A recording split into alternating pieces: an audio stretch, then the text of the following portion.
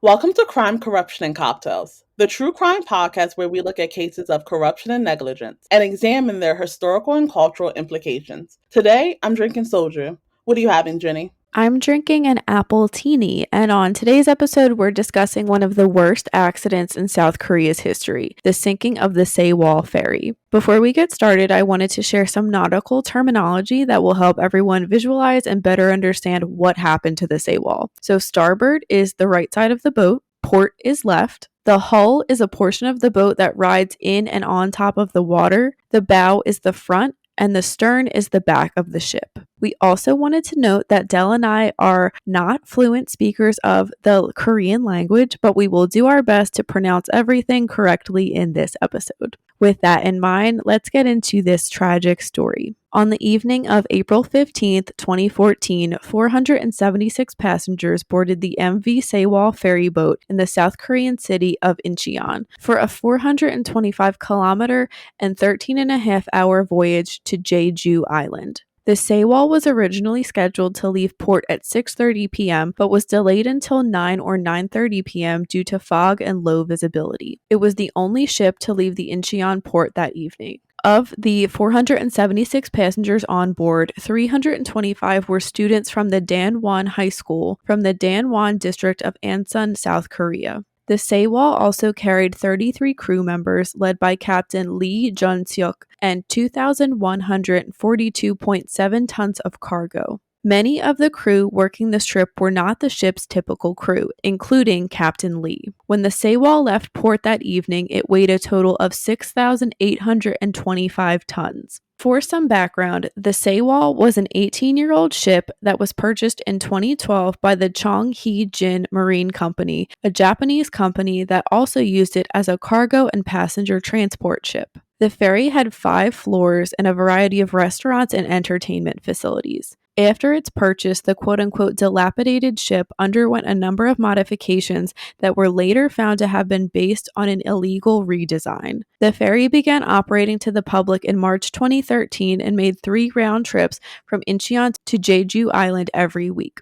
On the morning of April 16, 2014, third mate Park Han-kyo and helmsman Cho Jun-ki took over steering controls from the previous team. As the ferry neared the Mangol Channel around 8:20 a.m., Park ordered Cho to switch the steering from autopilot to manual. At 8:46 a.m., Park requested Cho to change the course of the ship from 135 degrees to 140 degrees, and Cho complied. What happened next is unclear, but according to Park's later testimony, she had used the radar to check that Sewol's course was changed, and the current course was set to 140 degrees. She ordered Cho to change the course of the ship further to 145 degrees at 8:48 a.m. After realizing that the ship was heavily listing or tilting starboard, which led the bow to turn to the right, she gave an order to turn the wheel to port. Immediately following this command, Cho told her, quote-unquote, "the wheel isn't working," in a flustered voice, after which the ship started listing more. According to Cho, the Sewol kept turning towards the right even as he was holding onto the wheel. He made 2 turns to the left, amounting to a 5-degree turn. Because the ship did not stop its rightward turning, it was eventually facing a 145-degree course. Cho testified that Park gave an order to turn in quote-unquote the opposite direction at this point, which he followed by turning the ship further to the left by 10 degrees. So the total amount of the turn became 15 degrees to the left. Passengers recalled hearing a loud bang before feeling the ship shudder and begin to tilt. It capsized and began sinking at this time. It was later reported that Captain Lee, who was not on the ship's bridge at the time, ran back to the bridge and tried to correct the ferry's direction, but he was not able to take control. At 8:52 a.m., high schooler Choi Duk-hao called the South Korean National Emergency Number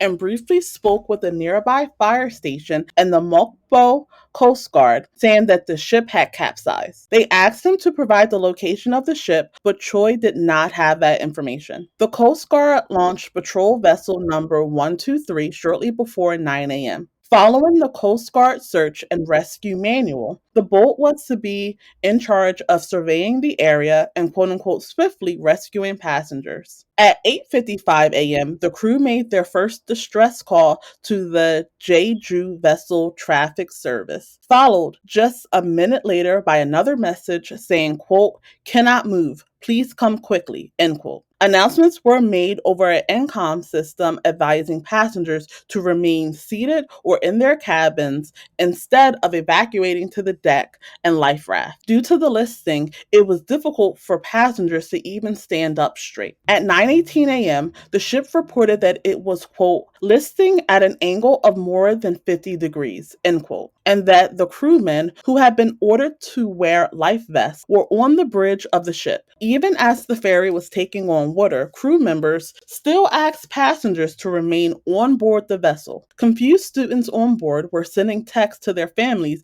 explaining what little they knew of the situation. At 9:23 a.m., the office of the South Korean president, Park Geun-hye, contacted the Coast Guard for a description of the situation. Minutes later, at 9:25, a second distress call was made saying the ship was about to sink. Jeju Vessel Traffic Service officials urged the captain to, quote, make a decision on whether to begin the evacuation procedures, end quote. According to the New Yorker, reports will later show that the captain would wait another 10 minutes to deliver the command to evacuate. By the time the evacuation order was issued, the ship was listing at too steep an angle for many people to escape the tight hallways and stairs inside. Since many passengers had life vests on, it was difficult for them to swim out of flooded cabins. Several survivors would later tell the Associated Press that they never heard any evacuation orders, a claim that was backed by some surviving crew members. The first Coast Guard rescue boats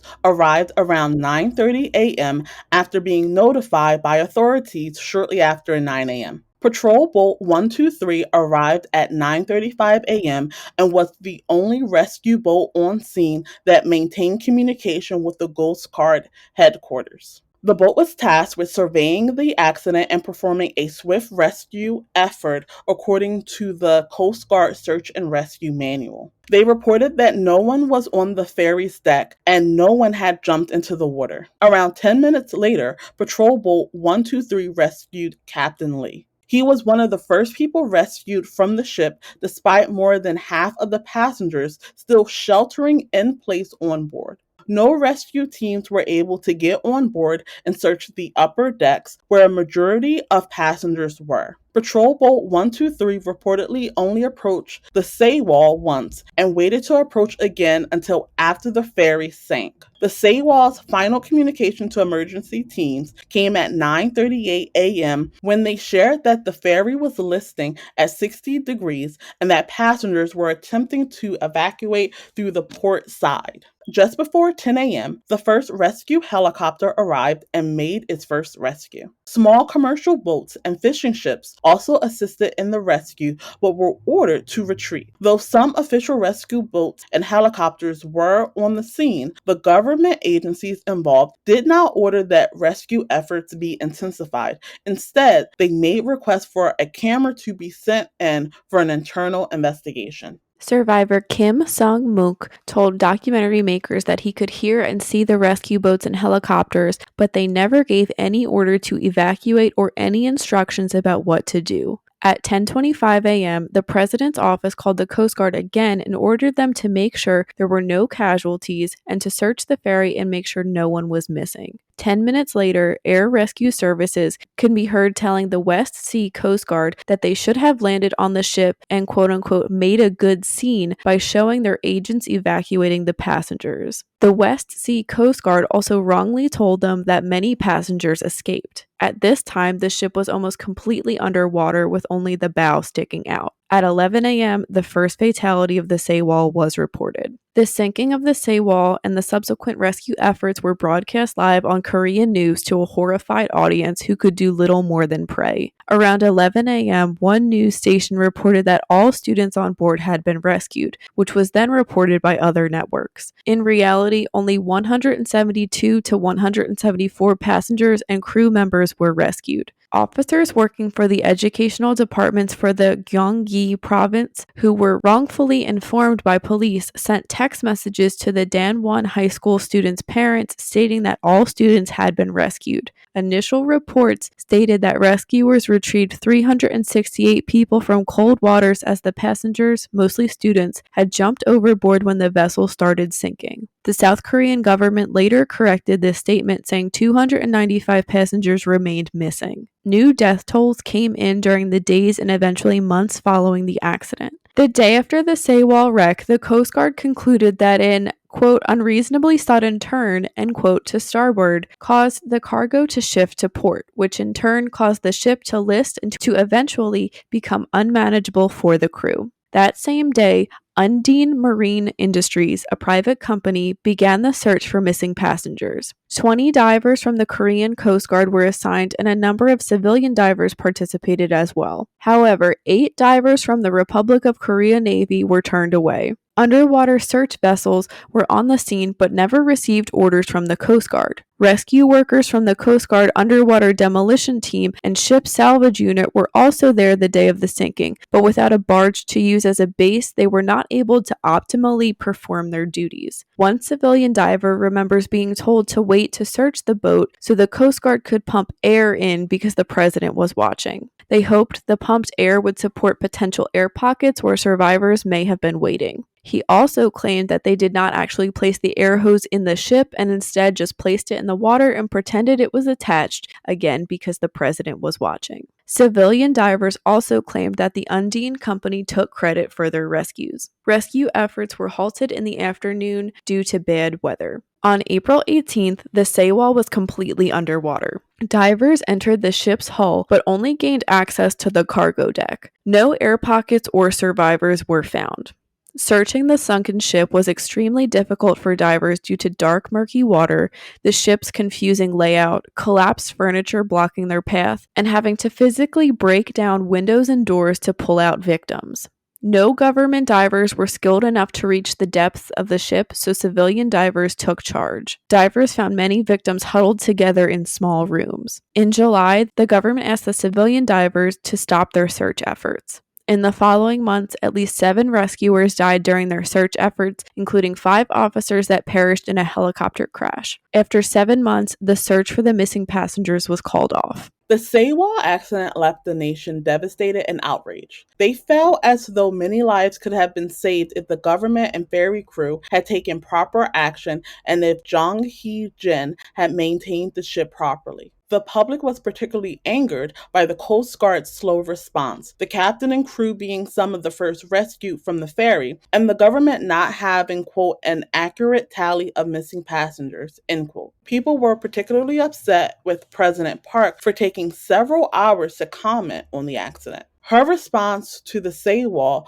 would cause her approval ratings to drop. Candlelight protests were held, and nationwide support poured in for the Sewol's victims' families. Yellow ribbons would eventually be a symbol for the Sewol victims. On April 27, 2014, Prime Minister Jong Hong-won accepted responsibility for the disaster and announced his resignation. Not long after that, President Park indirectly apologized for the government's response to the sinking. On April 19th, Captain Lee was arrested for negligence of duty. Prosecutors initially sought the death penalty. He would go on to say that he delayed evacuation announcements because he thought that if passengers left the ship without life jackets, they would have had a difficult time in the cold and dangerous water, and that his intentions were never to kill anyone. Cho and Park were also arrested on suspicion of negligence and manslaughter. On May 8th, the chief executive at Jong Hee-jin,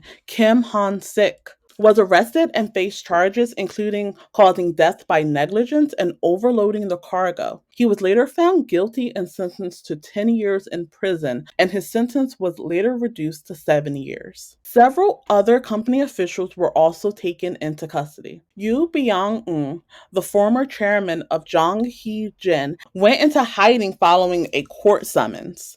A warrant for his arrest was issued, and in July 2014, his body was discovered, but his cause of death was never determined due to advanced decomposition. The Ministry of Oceans and Fisheries revoked Jong Hee-jin Company's license to operate ferries in the Incheon Jeju Island route in May 2014. Two ship inspectors were also arrested. In November of the same year, Captain Lee was sentenced to 36 years in prison. In 2015, he was found guilty of murder and his sentence was increased to life in prison. 13 other crew members were also given time in jail. There were numerous investigations into what caused the Sewol disaster. According to the Criminal Department of the Supreme Prosecutor's Office, quote, the ship changed to an immature steer while the ship's stability was deteriorated due to excessive weight gain and overwork, and the cargo that was not secured properly lost its stability as it was pulled to one side. It sank. End quote. Since the Sewol Ferry was imported from Japan in 2012, the weight of the ferry was increased by 239 tons due to repairs and extensions, including the addition of two entirely new passenger decks, and there was also a left-right imbalance. In addition, on the day of the accident, there was an overload of 2,142 tons that was twice the maximum cargo load of 1,077 tons, and the ballast water required to restore the hull was only 580 tons instead of the recommended 2,030 tons. It was reported that the crew pumped ballast water out in order to load more cargo onto the ship. The negligence of the ship's operation was added in a state in which the stability was seriously deteriorated due to poorly fastened vehicles and containers. The lack of ballast water and extra cargo meant that the center of gravity on the Sewol was too high for safe operation, and the amount of force needed to capsize the ship was reduced to a dangerously low level. The prosecutor's office came to their conclusion after working with many experts, researchers from Seoul's National University, and using simulation analysis. Evidence of other issues also came to light during the investigations. The ferry's license was provided based on falsified documents. The ship's ballast tanks were not properly maintained and had not been adjusted after the ferry's last trip. The Sewol's usual captain, Captain Shin, had reportedly warned the ferry's owner about the decrease in stability and attributed it to the removal of the ship's side ramp, later claiming that the company threatened to fire him if he continued his objections. Shin's warnings were also relayed through an official working for the Incheon Port Authority on April 9, 2014, which an official from Jong Hee-jin responded to by stating that he would deal with anyone making the claims. Shin had also requested a repair for the malfunctioning steering gear on April 1st, 2014, but that was not done. Earlier that year, a stability test showed that the Sewol had become, quote, too heavy and less stable after modifications were made, end quote. Though cargo limits were placed on the ship after its redesign, the Korean Shipping Association and the Coast Guard were not notified of these reductions. In the years following the disaster, tensions grew as many called for President Park's impeachment, while others supported her. In November 2016, a report about the Sewol incident meant for President Park was released to the public. This report, which referred to the Sewol sinking as a quote-unquote ferry accident, focused mainly on controlling protest in reaction to the Sewol by opposing political parties and controlling public opinion of the protests. It included no information on investigating the sinking, salvaging the hull, or supporting the victims' families. After being caught in a corruption scandal, President Park was impeached by the National Assembly in December 2016. A vote in March 2017 by the Constitutional Court upheld the impeachment and ended Park's presidency. Following the election of a new president, Moon Jae-in, it was revealed that Park had blacklisted artists from receiving government acknowledgement or sponsorship with the purpose of censoring those who memorialized the Sewol victims in their artwork. An investigation in October of 2017 showed that during the beginning of the Sewol rescue operation, President Park was getting her hair done before attending an emergency meeting 8 hours after the ship had sunk. Several members of her administration were prosecuted and imprisoned for their their roles in developing the artist's blacklist and falsifying Park's whereabouts on the morning of the accident. Park was sentenced to 24 years in prison in 2018. Nearly 3 years after the accident, in March of 2017, the salvage operation to raise the sunken Sewol began. The ship was lying on its port side, nearly 40 meters below the surface. Following the ship's removal, 4 bodies were recovered. Partial remains of other passengers who were identified through DNA testing were also found. Both the Sewol's victims' families and the public felt this salvage mission had come years too late and did not understand why the ship couldn't have been lifted sooner. They had protested and fought from the beginning to get the ship raised. The sinking of the Sewol caused the country to reflect on whether or not they were risking safety in the name of progress. It also caused many to question the enforcement of regulations within the shipping industry. In total, 304 passengers, including 250 students and 11 teachers from the Danwon High School, died on the Sewol awaiting rescue and instruction from the crew. The Danwon junior class lost 3/4 of its students. 5 people still remain missing. They are Nam Hyun Chol, 16, Park Young-in, 16, teacher Yang Sung-jin, 57, and the father and son passengers Kwon Jae-gyun, 48, and Kwon Hyuk-gyu, 6. Though many crew members escaped through employee-only areas, survivors shared the names of 3 remaining staff who helped passengers evacuate. They are Park Ji-young, a 22-year-old part-time ferry employee, 28-year-old crew member Kim Ki-woong, and his 27-year-old fiancé Jeong Hyun-sun, who also worked aboard the ferry. Several survivors and rescue divers have since died by suicide, stating the guilt and trauma was too much to bear. The victims' families were credited with bringing their country together and encouraging change. The Sewol families fought tooth and nail to get answers about what happened to their loved ones, and they are still fighting for transparency. Del, what are your thoughts on the rescue efforts of the Sewol passengers? And had you heard about this when this initially happened? Yes, I do remember this when it initially happened. And I think that this is one of the most clear cut examples of what not to do when it comes to rescue efforts. I think that it is absolutely disgusting that the crew members decided that their lives were more important than other people. It actually reminds me a lot of the station nightclub fire that we covered before, where you had a situation where crew only exits were being used, but those weren't open to the passengers. And then in this case, you also have the fact that there was such a delay at every stage. You have the fact that the captain wasn't immediately brought back to the control deck when it was discovered that the ship was getting off course.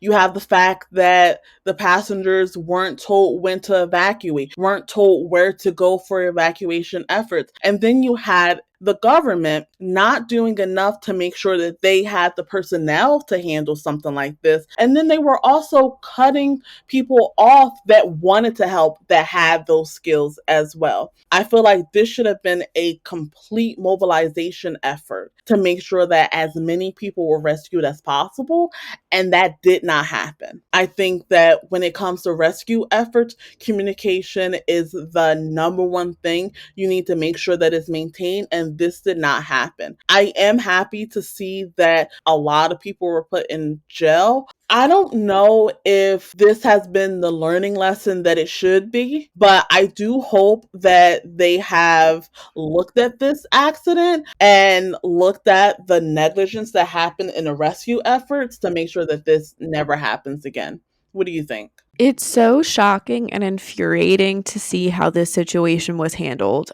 I think on one level, it's like the definition of people over profits. Like the usual captain of the ship told everyone, like, hey, this stuff is not working. We need to look at something. And the company just doesn't care. And they threatened to fire him. They were very secretive with what they did. They had a legal redesign of the ship, which allowed them to have more weight on there, which put everything in danger. And though we mention a lot of different reasons for why the ship likely did sink and tilt that day, there isn't like a definitive answer, I guess. So that is why people are still fighting for transparency. And it's shocking to see how the Coast Guard reacted as well. I will say people were mad at them for rescuing the captain. I mean, the captain jumped out. He didn't have like a full captain suit on. They didn't know who they were rescuing, but they did a lot of stuff wrong. They were so slow to respond to anything. Why weren't they up there? Patrol Boat 123 had like a megaphone system on there. Why weren't they talking to people to get out? It's not like the ship sank in like 10 minutes. It took a long time. People were in there for a long time who could have been saved. And I know the captain had said like, oh, I thought it would be too dangerous in the water. But if they had life vests on and they just jumped out, wouldn't they be okay? It would be easier to get a better idea of how many people were out there. There was so much miscommunication in this whole thing. And it's shocking to see the level of like obstruction in this investigation too. I'm not surprised that the ship wasn't salvaged until right when President Park was impeached. In the report, there was no mention of trying to salvage the ship, but what's the point of not salvaging it if there were people still on there? They're not survivors, but it would mean so much to these family members to have their loved ones' remains back, their belongings back. It makes no sense. It really is like a failure at every single level. Going back to the captain, he clearly knew he was in danger if he went out of his way to escape. Apparently, the captain goes down with the ship is not maritime law, it's just maritime tradition, which I didn't know. There's a different view on that between the East and the West. If people had just done what they were supposed to do, all of these rescuers wouldn't have had to die and face the trauma that they live with now if these kids and these other passengers had been saved. It's truly appalling. It was, I would say, one of the most frustrating things to research because at every single angle, someone was not doing what their duty was. As we said, the Sewol disaster created controversy and traumatized the country. But one of the positive things to come from the tragedy is that it caused many young South Koreans to become politically engaged. They're known as the Sewol generation and are a younger generation of South Koreans that want to create change within their country's government.